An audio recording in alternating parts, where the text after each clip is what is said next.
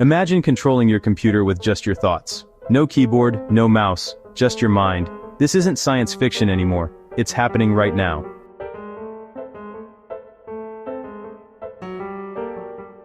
Welcome to Data Focus Official, where we break down the numbers that shape our future. Today, we're diving into brain-computer interfaces, or BCIs, technology that lets your brain talk directly to machines. But here's the billion-dollar question. Are we witnessing human evolution, or engineering our own downfall? Let's look at the data. First, the numbers that are turning heads on Wall Street.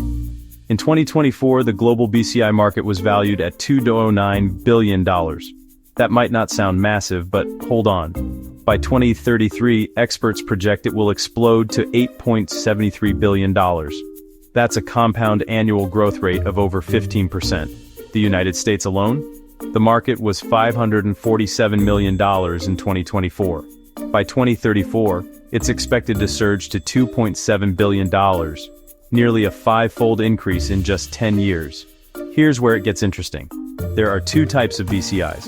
Non-invasive devices like EEG headsets, valued at $368 million in 2024, growing at 9.35% annually, invasive implants that go directly into your brain, a massive total addressable market of $160 billion, and the money is pouring in. Neuralink alone raised $650 million in 2025 to accelerate human trials. Venture capital funding for neurotech has surged fivefold in the past 5 years. The message is clear.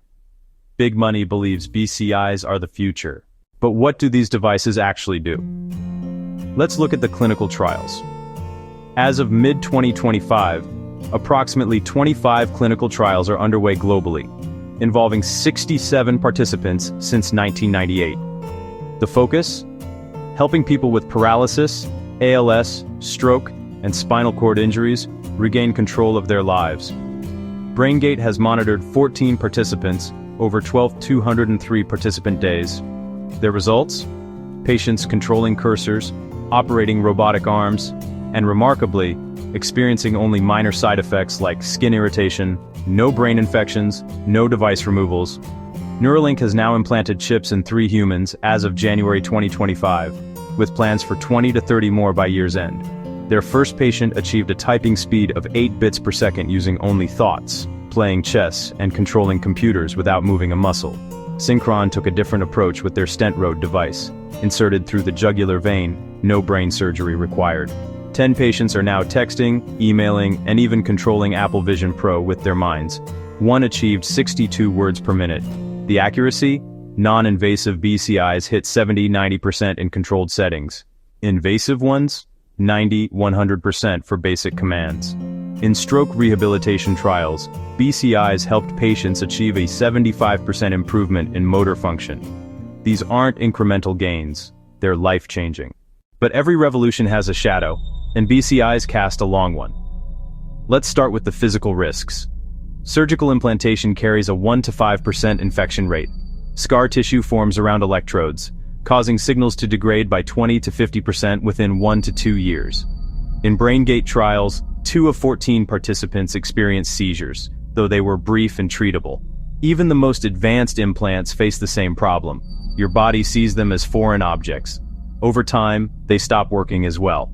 The Utah array, used by BlackRock Neurotech for nearly 2 decades, shows significant signal degradation after just 2 to 3 years. But the physical risks pale compared to something more insidious. Your thoughts are no longer private. Neural data has been called the new oil, and just like oil, it can be exploited. Researchers warn of brainjacking, hackers literally stealing your thoughts or manipulating your implant. UNESCO has called for global regulations to protect neuro rights, recognizing that brain data needs special protection. Then there's inequality. Each implant costs between $50,000 and $100,000. With 55 million people globally living with Alzheimer's by 2023, and 20% of the world's population expected to be over 65 by 2050, who gets access? Current trials involve just 67 participants, mostly from the US and Europe. If BCIs enhance human capability, but only the wealthy can afford them, we're not evolving as a species, we're creating a new kind of inequality. UNESCO and ethics boards warn, without regulation, BCIs risk creating a surveillance dystopia where thoughts become commodities and cognitive enhancement becomes a privilege, not a right. So, where does this leave us? Evolution or extinction? The evolutionary case is strong. BCIs are already restoring independence to paralyzed patients. The market growth, 10–18% annually, signals genuine scalability. Non-invasive options are making the technology more accessible. Long-term, bidirectional BCIs could induce neuroplasticity, literally rewiring our brains to work better with AI. For millions with disabilities, this isn't hype, it's hope.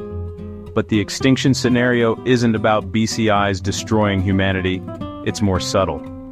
It's about what happens when we don't get the ethics right. 20–50% signal loss over time means many patients may need repeated surgeries. Privacy violations could erode public trust. If only elites access cognitive enhancement, we fragment society. One projection suggests gaming revenue could boost 30% by 2030. But who benefits?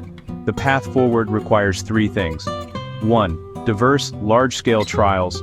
67 participants isn't enough to understand how BCIs work across populations. 2. Robust privacy regulations, protecting neural data as aggressively as we would financial or medical records. 3. Equitable access, ensuring BCIs help everyone, not just the wealthy. Brain-computer interfaces sit at a crossroads. The data shows they can restore lost abilities, reconnect people to the world, and push human potential to new heights. But they also carry real risks: physical, ethical, and social. The technology is advancing faster than regulation. The market is exploding faster than we can ensure fairness. And the implications reach deeper than we've ever gone before, into the final frontier, our own minds. The question isn't whether BCIs are our evolution or extinction, it's whether we're wise enough to guide where this technology goes. This is Data Focus Official. Subscribe for more data-driven deep dives into the technologies shaping tomorrow. Because the future is already here, we just need to